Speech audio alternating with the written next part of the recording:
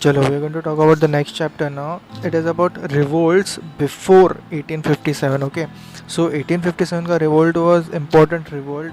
It was very big in size. That is why everybody knows about it, and we are going to have a different chapter about it. But in this chapter, we are going to talk about all the revolts that happened before 1857. अभी देश भर में अलग अलग जगह पे छोटे छोटे revolts हो रहे थे अलग अलग कारणों के वजह से.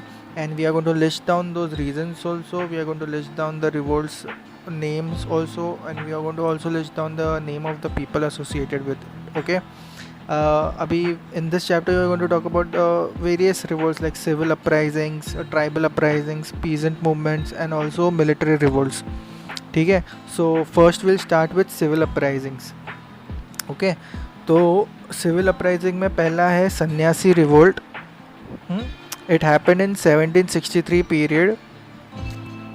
अभी Warren Hastings had subdued this revolt.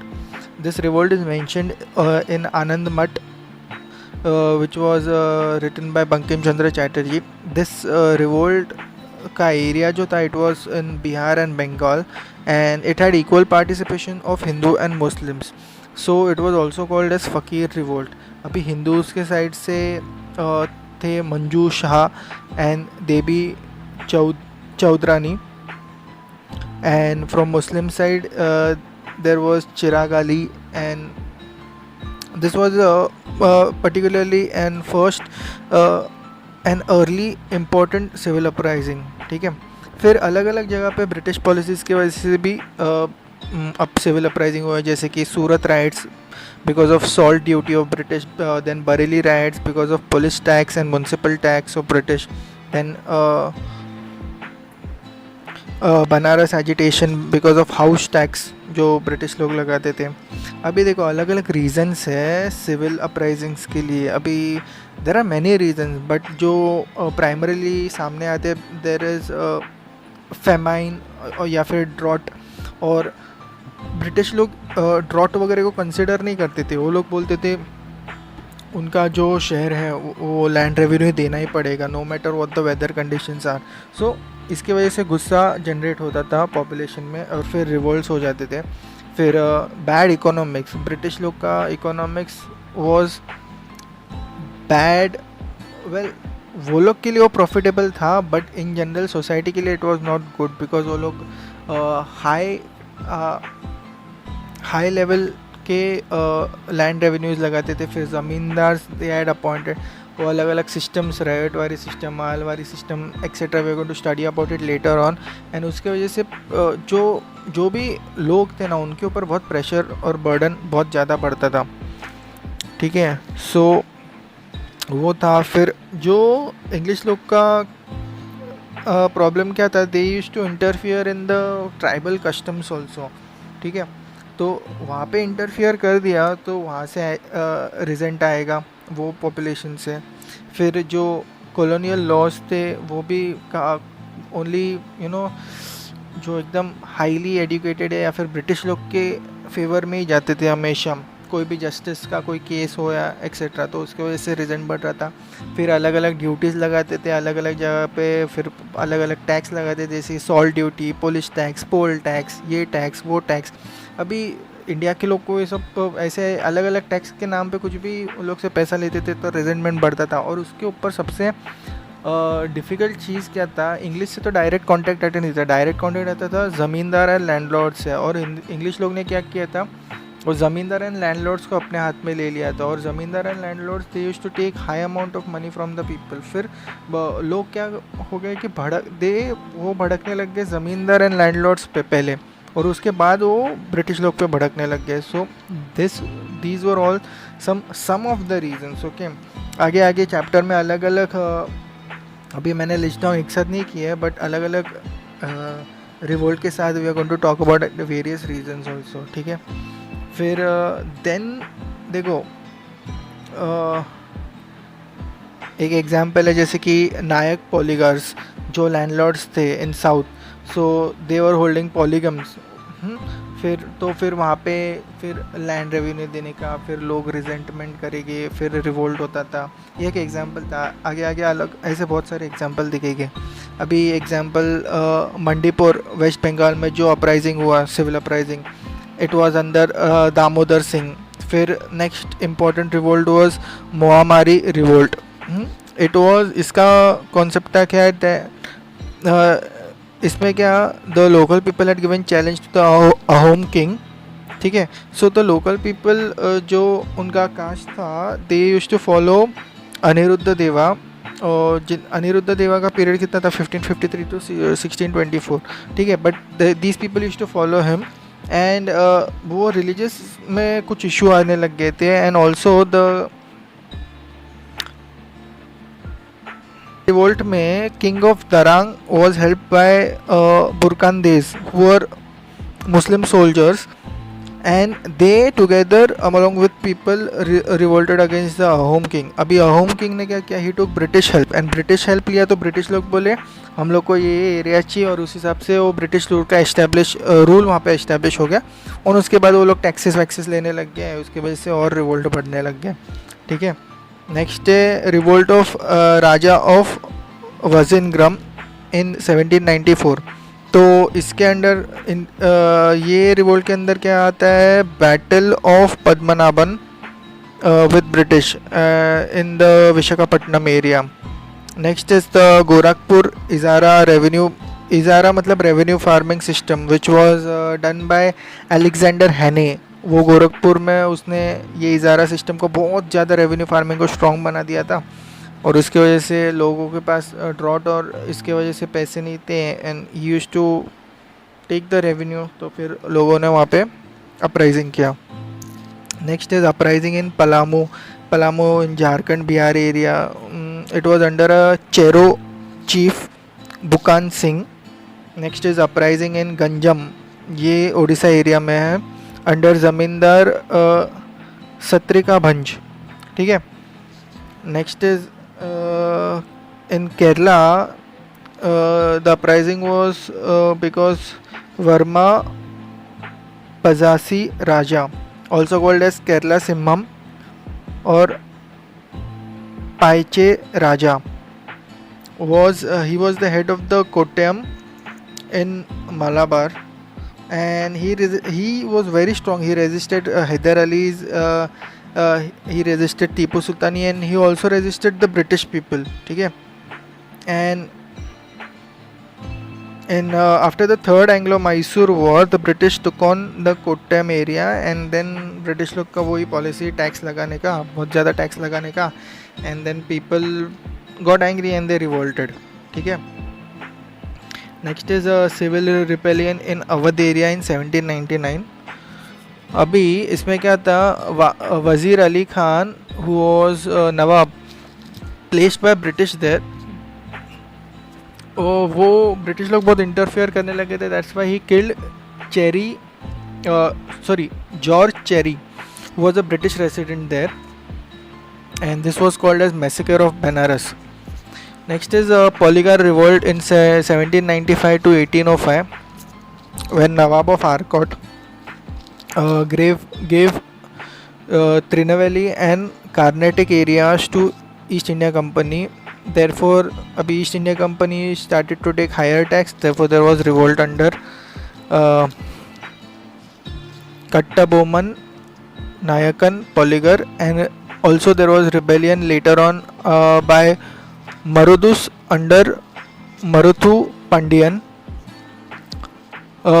because particularly they were denied the Kaval fees, KVL fees, which were the watch fees for which actually were hereditary. Watch fees मतलब क्या, they were actually the village police in the polygam. This was in Tamil Nadu area, and they were denied this Kaval fees. That is why वो लोग ने फिर revolt किया. Then there was uprising in Bhiwani by Jats of Haryana. Then there was uprising under Diwan Velu Thampi revolt in 1809. उनके under revolt हुआ था in Travancore area on the issue of subsidiary alliance with Wellesley. ठीक है, therefore वहाँ पे उन्होंने proclaim क्या किया था, Kundara proclamation to rebel against the British. ठीक है. Next is the disturbance in Bundelkhand area, because Bundelkhand area was put in the Bengal presidency, which was not accepted by the people in that area. Therefore Ajaygarh fort se Lakshman Dawa and Kalinjar fort se Darya Singh, they revolted from, they were the leaders. And वो revolt को दबाने के लिए then British use the contractual obligations called as इकारनामाज. With ये contractual obligations British did with the people of Bundelkhand. ठीक है. Next is the Kutch rebellion in 1816 under Raja Bharamal two. He raised African and Arab troops also to fight. ठीक है. Then there is uprising in Bareilly because of police tax. फिर ये uprising के under Mufti Mohammad आइवस petition था, which was related to uprising against this police tax. Then in Parla Kaimedi in Odisha under Narayan Dev versus British Colonel Peach, ये revolt हुआ था. It was headed by Narayan Dev. Then there was uprising in Hathras in 1817, which Hathras was also called as Second Bharatpur because of the fort there. Which fort? The Aligarh fort in that area. तो यहाँ पे क्या था, East India Company versus Dayaram ji. So the Dayaram ji was leader in this area in Hathras uprising. Then there was Paika rebellion in 1817. It was also called as Paika Vidroha in Odisha area to dethrone the Raja of Khudra and abolish crowny currency by British. इसके वजह से क्या हुआ, ये पाइका विद्रोह हुआ. अभी ये विद्रोह के बाद क्या, there were many other factors also. This was relatively a modern revolt. Therefore British लोग का वहाँ पे वो एरिया में एडमिनिस्ट्रेशन बैठ गया था, तो वो लोग ने सॉल्ट टैक्स भी लगाया था, लैंड रेवेन्यू बढ़ाया था. And they put a condition to pay a tax in silver only. Then ये जो पाइकास थे, they were actually foot soldiers in Odisha area who enjoyed rent free land. ठीक है. बट अभी ये सब ब्रिटिश लोग के पास आने के बाद they lost all this. Therefore they revolted under whom? Under Bakshi Jagatbandhu Vidyadhar. He was the leader. ठीक है. in पाइका विद्रोह. Next is Waghera Rising. It was under the chief Okha Mandal. This was in the region of Gaikwads of Baroda. जो British occupancy वहाँ पे हुई थी. Against it this was the Waghera rising. Then important revolt जो था, it was Ahom revolt in 1828. So इसमें क्या था कि British had pledged to withdraw from Assam area after first Burma war in 1824 to 1826 time. But after the war British उल्टा withdraw करने तो भूल जाओ, बट दे उल्टा ट्राइड टू ऑक्यूपाई आसाम. ठीक है. सो दिस वॉज मतलब चीटिंग हुआ आसाम के लोगों के साथ. That is why under prince Gomdhar Konwar these people revolted against the British. This was called as Ahom revolt in 1828. Okay. Next is the Surat salt agitation. British had increased the salt duty from 50 paisa to 1 rupee. ठीक है. And also वही time पे वो लोग ने ये सूरत का था. एंड बंगाल में इशू क्या था, बंगाल में ये इशू था कि जो स्टैंडर्ड लेंथ एंड मेजर्स थे ना, मतलब जो इंडियन फॉलो करते थे ना, तो ब्रिटिश लोग ने वो निकाल दिया और अपना खुद का स्टैंडर्ड्स मेजरमेंट लाया. तो उसकी वजह से ट्रेडिंग में प्रॉब्लम होने लगे, तो इसके लिए वहाँ पे भी रिजेंटमेंट बढ़ रहा था. Next is in Kolhapur and Sawantwadi area. The Gadkaris they revolted from Samangad fort and Bhudargad fort. ठीक है. Next is the Wahhabi movement. It was actually a Islamic revivalist movement. मतलब actually their motive was to return to pure Islam under खलीफास. खलीफास मतलब vice regents. Then this was Wahhabi movement was under, मतलब इस movement का founder was Syed Ahmad of Rae Bareli. ठीक है. Who was inspired by Abdul Wahab of Saudi and Shah Waliullah of Delhi. Then Syed Ahmad of Bareilly was the leader. Therefore people called him imam also. So ये Wahhabi movement के centre कौन से थे? हैदराबाद, पटना, बंगाल एरिया. उनका जो ये था, it was about to convert from दर उल हर्ब टू दर उल इस्लाम. बेसिकली प्योर इस्लाम जो था वहाँ पे लेके जाने का था. ठीक है. एंड ऑल्सो वो British were coming in between this. That's why they also revolted against the British. Therefore वो लोग का स्टैंड एंटी ब्रिटिश था कि ब्रिटिश लोग का राज नहीं चलेगा यहाँ पे. Next is the Kuka movement in 1840 in western Punjab area. It was under Bhagat Jawahar Mal, who was also called as Sian Sahib. Okay. Another leader was Baba Ram Singh, who was founder of Namdari sect of Sikhism. अभी इसमें क्या था? They would wear turbans and reject British education, abolish caste system, and they also laid down basics of स्वदेशी movement. मतलब hand woven clothes ही use करेंगे. Okay. बाहर के country का कुछ यूज़ नहीं करेंगे. And also non cooperation movement का बेसिक्स ऑल्सो ये मूवमेंट से स्टार्ट हुआ था. ठीक है. तो ये सारे ये कौन से थे? Civil uprisings. ठीक है. अभी ये सारे सिविल अपराइजिंग्स के बाद we are going to talk about peasant movements. ठीक है. Peasant movements actually had some religious overtones also, because कुछ रिलीजन्स में जो रिलीजन में पॉलिटिक्स करने लगे थे British people. And also there were issues like eviction. बहुत ज़्यादा एविक्शन होने लग गया बिकॉज लैंड रेवेन्यू नहीं दे पा रहे थे. फिर रेंट का इशूज़ हो गया. रेंट का बहुत बढ़ गया था. अलग अलग रेंट के एक्ट्स निकालते थे British, which was not acceptable people. फिर रिवोल्ट हो जाते थे. तो इसमें फर्स्ट है नरकल बेरिया अपराइजिंग. ठीक है.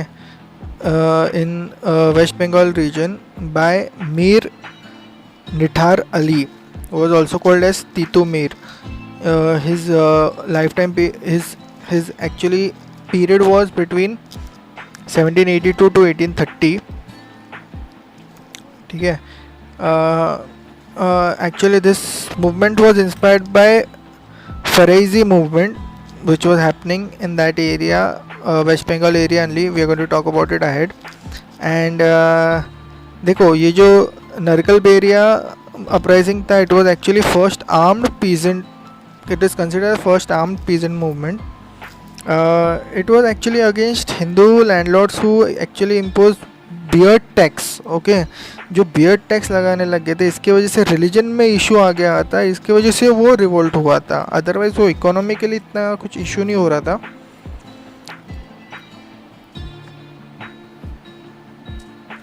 देन वही वो एरिया के वो टाइम पीरियड के प्रॉब्लम थे. हिंदू मुस्लिम लोग का पे कुछ इशू हो जाएगा, फिर मुस्लिम लोग का हिंदूज के साथ कुछ इशू हो जाएगा. और इसी का फ़ायदा ब्रिटिश लोग लेते थे. वो लोग आग लगाते थे कि वो लोग ने वो दो घरों में आग कैसे लगाते हैं और फिर झगड़े बढ़ाते हैं. उस हिसाब से ब्रिटिश लोग ने डिवाइड एंड रूल चालू कर दिए थे ऐसे ऐसे चीज़ों से. ये एक्चुअली सब दिमाग जो है ना, ये ब्रिटिश लोग का ही था कि ऐसा ऐसा करो जिसकी वजह से टेंशन बढ़ेगा हिंदू और मुस्लिम के बीच में. Anyways that was that period. And वो वैसा नहीं होना चाहिए था. But now things are not like this and we should not let any disturbances happen between Hindu and Muslim communities from both sides. अभी as I said, this Narkiliberia uprising was because the landlords had put beard tax. तो फिर वो revolt हुआ and then it actually merged into the Wahhabi movement और Faraizis movement also later on merged into Wahhabi movement and also this movement was also related to the British का जो ज़बरदस्ती था कि इंडिगो प्लांटेशन ही करो. A part of this movement was also related to going against the British in that area. Next is the Pagalpanthis movement in Bengal region by Hajong and Garo types under करम शाह. अभी यहाँ पे issue of rent. Okay, बहुत ज़्यादा rent लेने लग गए थे ये एरिया में, दैट इज़ वाई ये रिवोल्ट हो गया था. फिर फरेजी मूवमेंट रिवोल्ट जो हुआ था, अभी इसमें लीड कौन कर रहे थे?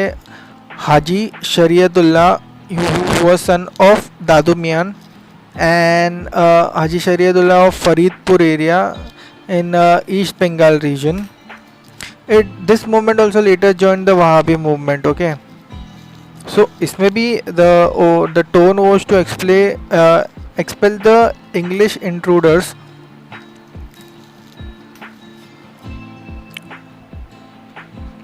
ठीक है,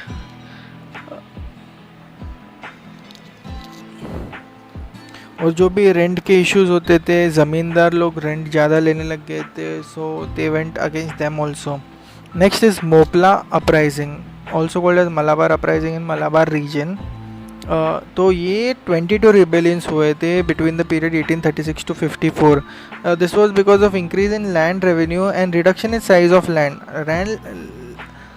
रेवेन्यू बढ़ा दिया था एंड साइज ऑफ लैंड बहुत कम हो गया था, तो उसके वजह से पर लैंड रेवेन्यू उतना ही मांग रहे थे, दैट इज़ वाई टेंशन बढ़ रहे थे एंड फिर रिवोल्ट हुआ. Moplahs of Malabar region. Okay, तो ये दो हुए थे, एक पहला हुआ था and then second Moplah uprising was under organised by Khilafat with help of Congress, and in about 1921 time during non cooperation movement time also. तो वहाँ पे लीडर कौन थे? अली मुयस्सर एंड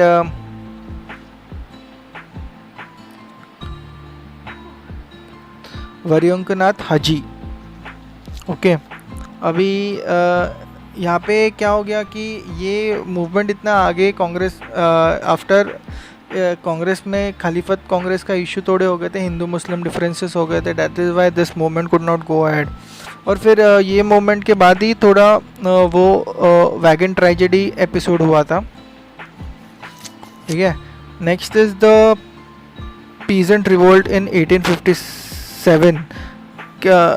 जो था ना, तो जो 1857 उनका रिवोल्ट हुआ उसमें पीजेंट का रोल क्या था? Mainly in UP region, in north Indian region ही था उनका role, but the peasant had to pay some price because of it, because if they had, जब ब्रिटिश को पता चला ये लोग थे वो रिवोल्ट में, the peasant had to pay additional cess. Okay, and they did not get the provisions of the Bengal rent act as a punishment, because Bengal rent act में थोड़े से प्रोविजंस दिए थे कि थोड़ी सुविधा मिल जाए, थोड़ा कम हो जाए रेंट, बट वो एज अ पनिशमेंट उनको वो एरिया, वो एक्ट के प्रोविजंस नहीं मिले थे. ठीक है, बंगाल रेंट एक्ट ऑफ 1859 था वो. अभी ये पीजेंट मूवमेंट हो गया. Now we are going to talk about the tribal revolts. अभी इसके रीज़न क्या थे? देखो ट्राइबल रिवोल्ट का सबसे मेन रीज़न है कि ट्राइबल कस्टम्स एंड लॉज में इंटरफेयर करना. They do not like it, and once British had started that, फिर रिवोल्ट्स बढ़ गए वहाँ पे. जो फिर ब्रिटिश ने क्या करने लग गए कि they started to reserve the forest areas, फिर वहाँ पे टिम्बर यूज़ उनके रेलवेज़ वगैरह के लिए, they started to use that. फिर वो लोग ने रिस्ट्रिक्ट ही कर दिया टिम्बर यूज़ को पूरा शिप एंड रेल के लिए, मतलब और कोई लोग किसी चीज़ के लिए टिम्बर यूज़ ही नहीं कर सकते। फिर लैंड सेटलमेंट जो सिस्टम था उसमें इंटरफेयर करने लग गए, जो एक्चुअली ट्राइबल लॉज और कस्टम्स के हिसाब से होता था उसमें इंटरफेयर करने लग गए। अभी कंपनी के लोग ट्राइबल एरियाज में जाते थे, they also use to bring missionaries, तो ये सब उनके रिलीजन को हर्ट थोड़ा सा करता था। तो देखो फिर जो ट्राइबल लोग थे उनको इनसाइडर आउटसाइडर, जो आउटसाइडर आते थे फिर उनको वो बिल्कुल अच्छा नहीं लगता था, दैट इज़ वाई रिवोल्ट होने लग जाते थे। ये काफ़ी सारे रीजंस है, if you start to list down total, मतलब जो रीजन्स है सिविल अपराइजिंग के लिए, पीजेंट मूवमेंट के लिए, ट्राइबल रिवोल्ट्स के लिए एंड जो मिलिट्री का रिवोल्ट हुआ, उसमें सब में मिलजुल के 4-5 ऐसे बेसिक रीजंस है। ठीक है, अभी जो रीजन्स दूसरे कंट्रीज़ के बाउंड्री पर थे वो एक्चुअली उनका स्ट्रगल वो एरिया के रीजन के साथ बहुत हो रहा था, इसीलिए वो नेशनल इंटीग्रेशन में बहुत प्रॉब्लम आ रहा था, क्योंकि इंडिया का बाउंड्री पहले बहुत बड़ा था।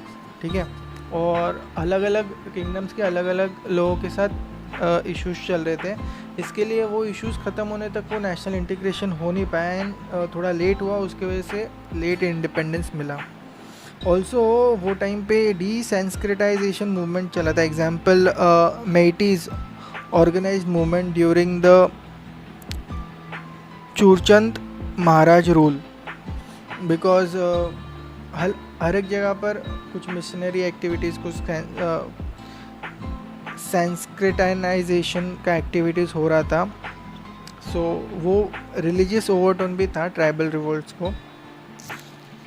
फिर जो मेनलैंड में ट्राइबल मूवमेंट्स हुए, ठीक है, मेनलैंड में, not on boundary areas, mainland में जो ट्राइबल मूवमेंट्स हुए, we are going to talk about that. तो उसमें पहला था कि पहाड़ियाज rebellion in 1778 in Rajmahal hills in Damni Kol area, then Chuar uprising in Bengal area, it was armed uprising by Jagannath Singh and Durjan Singh. It is also called as revolt of Jangal Mahal. It was in Mandipur region near Barabhum hills and Ghatasila and Bankura region. ठीक है, so it is also called as revolt of Jangal Mahal. Next is coal mutiny in 1831 in Chhattisgarh and Singhbhum area of Chota Nagpur, Hazirabad area. तो यहाँ पे क्या था, because of large scale land transfer from Kol headman to outsiders, outsiders plus British का taxes. ठीक है, outsider लोग आके वहाँ पे फिर ये बन गए थे, लैंडलॉर्ड्स बन गए थे and British use to handle this. तो एंड प्लस ब्रिटिश का टैक्सेस भी वो लोग ने बढ़ाया था, that is why Kol mutiny happened. Leader was Budhu Bhagat. Then there was Ho and Munda uprising.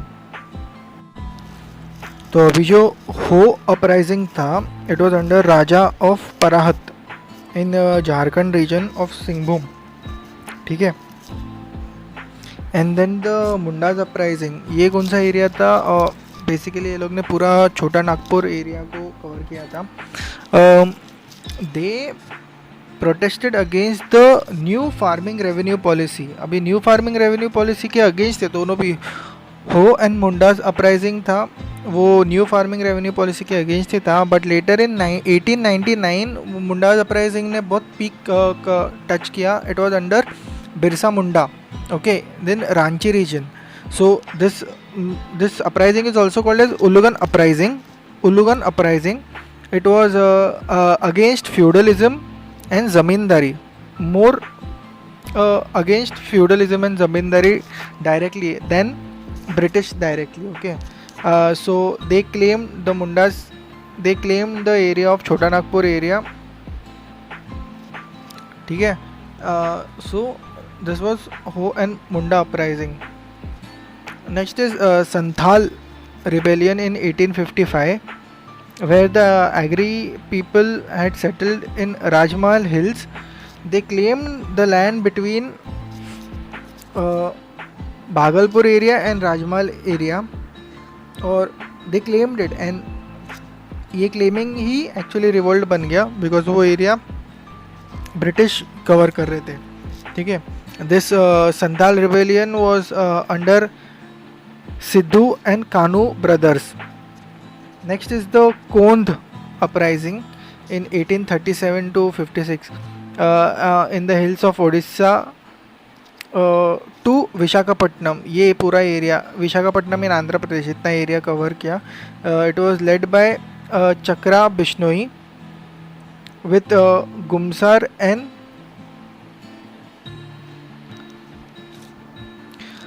Kalahandi tribes.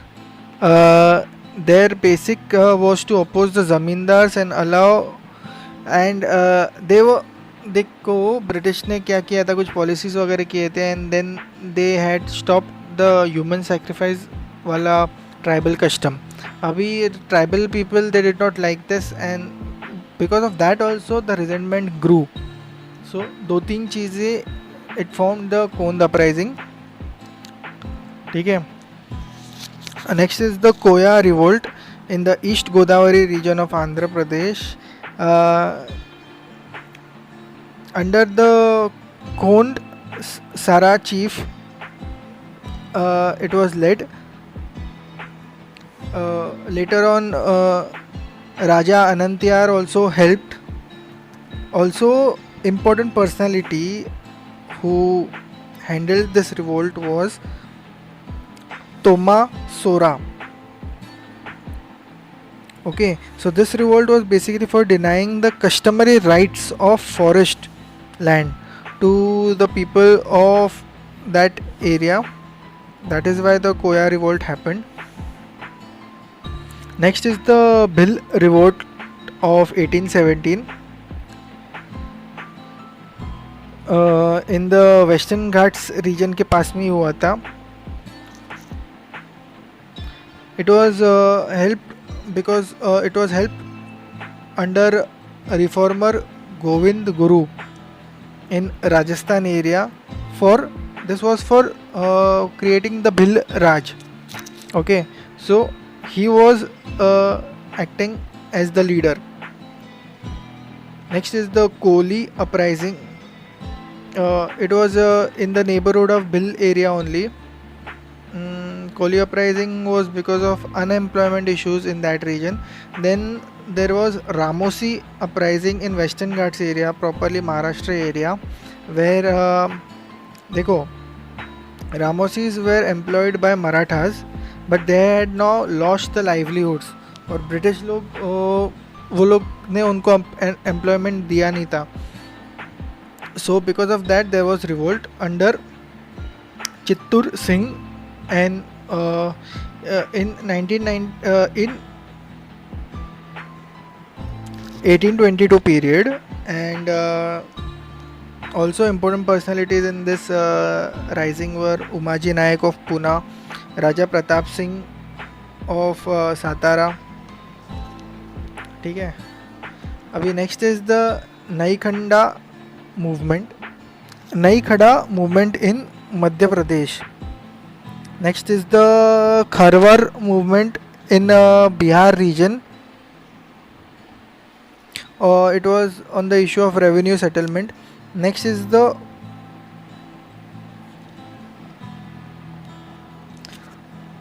Khonda Dora movement in Visakhapatnam region by Kora Malaya. He was the leader. Next is the Bhuyan and Juyang rebellion in Odisha region. It was also supported by Kal.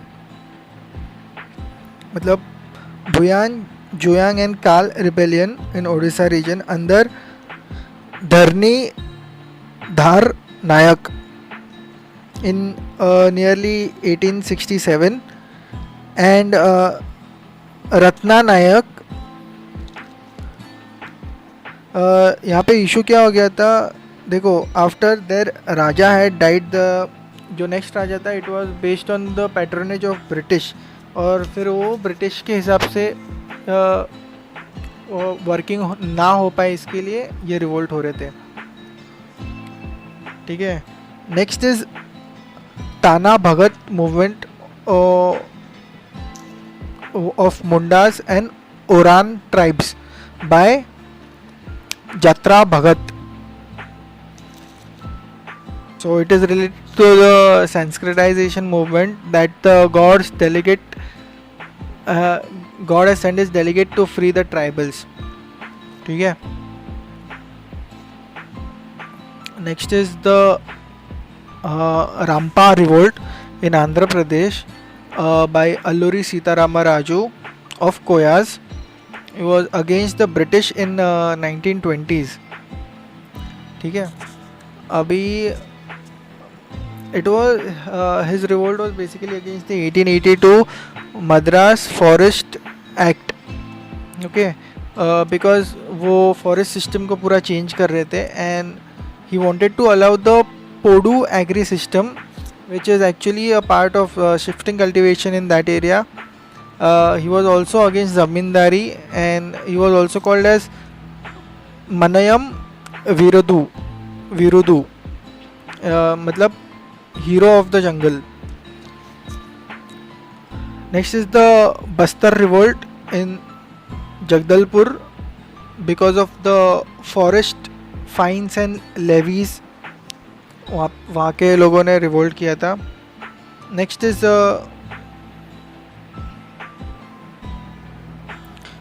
Jagdalpur area in Chhattisgarh. Okay. And next is the Jharkhand uprising, which later actually formed into Adivasi Mahasabha and later formed a party also. ठीक है.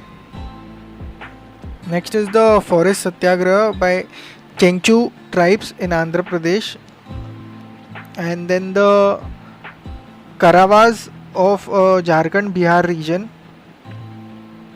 Next is the Gond uprising for the people of Gond Dharma. Important personalities was Komaram Bhim. He was a Gond tribal leader. He fought actually with the feudalism policies of Nizam of Hyderabad region. Okay. ठीक है. Now we are going to talk about the uprisings in northeast. इसमें आता है पहले Khasi uprising. So actually इसमें issue क्या था कि British wanted to link the Brahmaputra valley to Sylhet. तो ये people did not like it. Therefore Khasi plus Garo plus Singpo plus Kamtis, these all tribes under the leadership of Tirath Singh, who is also called as Nunklo ruler. In 1833 they revolted. Next is the Singpo rebellion in Assam under Niarang Pidu.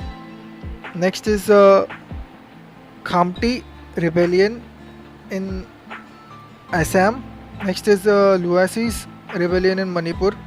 Abhi after 1857 there were some rebellions. We are actually going to talk about after 1857 के revolts in another chapter only. But कुछ है जो यहाँ पे थे, जैसे कि cookie revolt in 1917 to 19 in Manipur region. Kuki, okay, not Kuka. Kuki revolt in Manipur region for recruiting the members from that region in the World War I against their wishes. Next is revolt in Tripura region against the house tax. It was led by Bharati Singh and Parikshit Jamatia. Next is Riang revolt by Ratnamani. Next is Zeliang movement in Manipur region in 1920s by Zemi Liangamai of Rongmai tribe. Next is Naga movements in Manipur region by Jado Nang to set up Naga Raj against the British Empire. Next is the Sienting revolt in Jantia Hills. Sienting revolt in Jantia Hills. Next is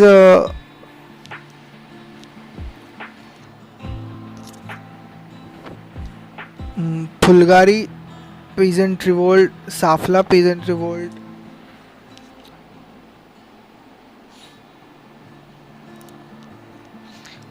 Kacha Nagas of Chachar area. Then an important revolt was under Heraka cult in 1930 in Manipur region, led by Rani Gaidin Liu in the Naga region. अभी North East का speciality ये था कि women power in the war was higher there, specially in Manipur reason.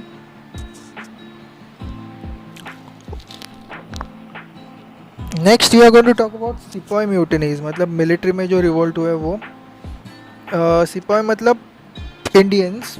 अभी इसमें reasons क्या क्या थे? इंपॉर्टेंट रीजंस वेयर पेमेंट में डिस्क्रिमिनेशन था ब्रिटिश की और इंडिया की. मतलब इंडियन लोग से काम बहुत करवाते थे पर पेमेंट बिल्कुल नहीं देते थे इतना जितना ब्रिटिश लोग को आराम से दे देते थे.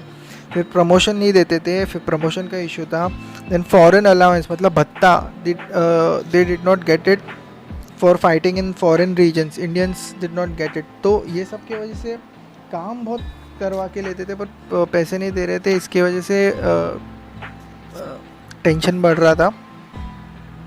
अभी वही टाइम पे जनरल लॉर्ड कैनिंग का जनरल सर्विस एनलिस्टमेंट एक्ट आया 1856 का. तो उसमें तो कंडीशन ही था कि to serve in India and outside. Okay, and there was no कि बाहर, मतलब you are actually serving for company only, ऐसा उसमें कंडीशन था. पहले एक्चुअली बाहर जाने का भत्ता तो मिलता था बट वो सब बंद हो गया था. इसकी वजह से रिजेंटमेंट बढ़ गया था. और फिर रिलीजन के इश्यूज आ गए थे. ओके, मतलब ब्रिटिश लोग को अपने हिसाब से आर्मी चाहिए था. अभी रिलीजन के इशू मतलब क्या मत देखो, 1806 में इम्पोर्टेंट म्यूटिनी हुई, mutiny in Vellore. Okay, mutiny in Vellore का रीज़न मेन क्या था? Because the soldiers were asked to replace the turban by leather cockade. And जिन दो टर्बन था it was sign of their religion and they did not want to do it. इसके लिए वहाँ पे वो लोग ने रिवोल्ट किया. तो that became Vellore mutiny in 1806. फिर that was same issue in Barrackpore. मतलब वहाँ पे हिंदूज का they were asked to cross the sea and it was against their religion in that time to cross the sea because it was considered कि caste का loss होता था. वो time के वो कंसिडरेशंस थे. ओके, अलग अलग कंसिडरेशन होते थे टाइम पीरियड के अपने अपने. एंड मतलब बेसिकली सोशियो रिलीजन इश्यूज़ में इंटरफेरेंस हो गया ब्रिटिश का.